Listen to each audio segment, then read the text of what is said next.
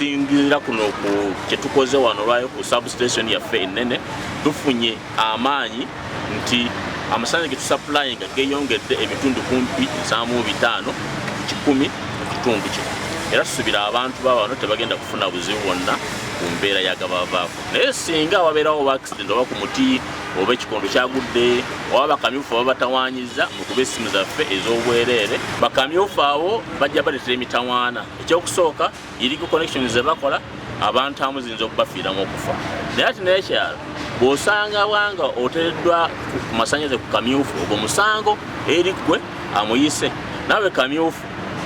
umusango kukwatira ku layini era etteeka lya Electricity Act 2022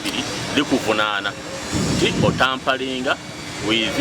electrical installation oba otataganya ebyuma by'amasannyalaze era oyinza okuvunaanibwa mu mbuga z'amateeka waliwo n'abamu olwedde bakamyufu betukutte ababeera nkagamu babiri mu ggwanga lyonna n'olw'ensonga eyo buno mbaka bannaffe abo babutwale nga bwansonga nti ebyokusannyira ku masannyalaze babiviireko ddala tukole emirimu gy'eggwanga tugitwale mu maaso. Download the app on App Store or Google Play Store now.